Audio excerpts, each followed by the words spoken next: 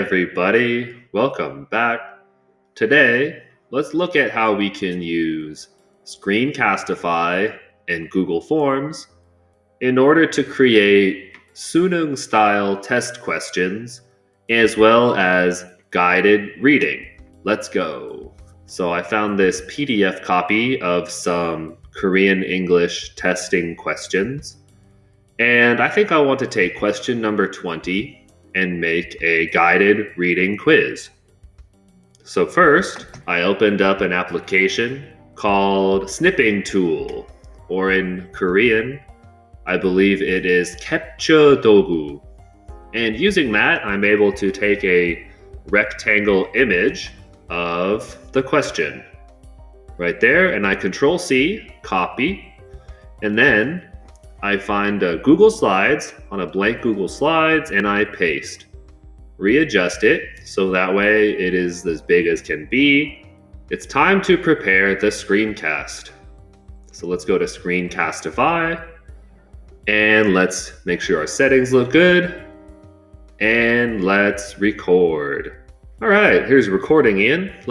Hey Ian, how you doing? And it's about time. So present, make sure that your webcam is in a good position. There is no audio here, so let's see if I can dub over my own voice in English.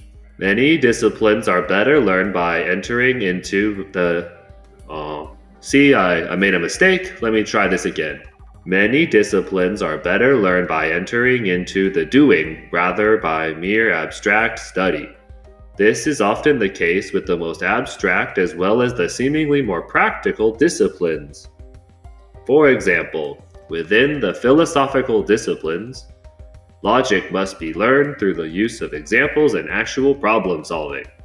Only after some time and struggle does the student begin to develop the insights and intuitions that enable him to see the centrality and relevance of this mode of thinking.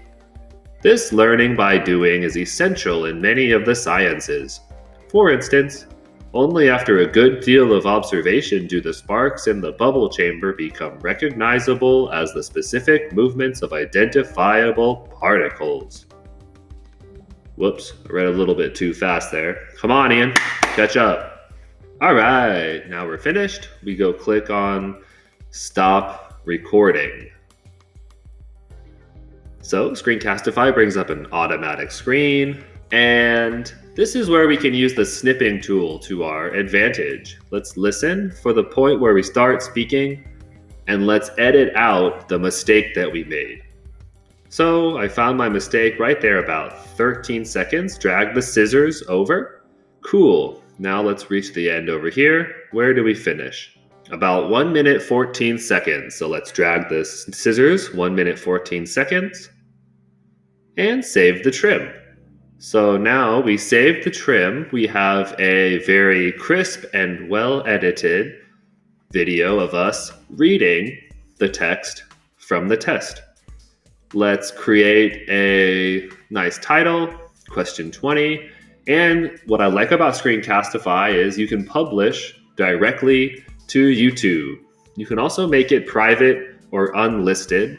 I would recommend unlisted so that way you can still share the video with your students without making it too public. So now, after it uploads, you can copy the link. And now let's go to a blank Google form.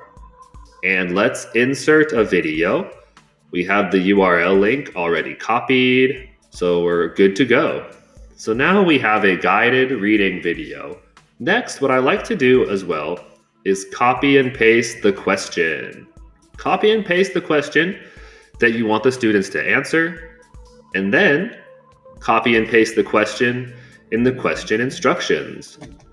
I also like to resize the video screen to fit the same width as the testing bubbles. It makes it a lot easier to watch when students can view it. After that, I will copy and paste all of the possible answers of this multiple choice question, and very simply, Control-V, paste all of the answers right there. Next, add a title and text. And what I also like to do is I like to add the text of the reading as well. And I'll show you why in a minute. Paste. sometimes when you paste from a PDF, there's some issues with spacing. There's some spots with no spaces. One app called Grammarly will make it very easy for you to edit out those areas where there are unnecessary, or you have to make some new spaces here. Okay, so I edit that. And let's give this a title. Very simple title. If you click on the title of the form or the title of the document, you can basically duplicate the title. So it's very straightforward. This is what the students will see. So now they can view me. Many disciplines are better learned by entering. So as students follow along with the text, they can also hear me speaking and reading to them. It's nice to have your teacher read to you, and it also helps reinforce other students' language skills, such as listening, while also really keeping the focus on the text and all of the reading comprehension that is the focus, especially at the high school level. Double check the settings here. I'm going to allow any user to take my test in case students don't have an email address with the school. And then by clicking on send and going to the link, you can copy and paste that link into another window. And let me test this out. So, okay, I can view the video, very simple reading. And then as I follow along, watch this. I'll pause the video because I saw something I don't really understand. Abstract study? What is that? And I can click on this little button right here, and it automatically translates the expression for me very quickly. 추상 연구. Okay. I'll keep listening along, listening, and pause. What is a philosophical discipline? Aha, 철학적 학문. So there's an application here that allows students to highlight individual words or phrases and translate them if they're curious. The program is called Edge Translate. It is a Google extension that you can add to Chrome in the Chrome Web Store. Search right there, Edge Translate, and it's right here. And it's a very simple application that will use Google Translate if you just highlight a particular portion of text. This is why I like to also include the PDF copy of the text in the Google form, because it allows the students the ability to highlight words so that the computer can read and translate unfamiliar expressions. Now you might ask, what if students try to cheat and just translate an entire text like this?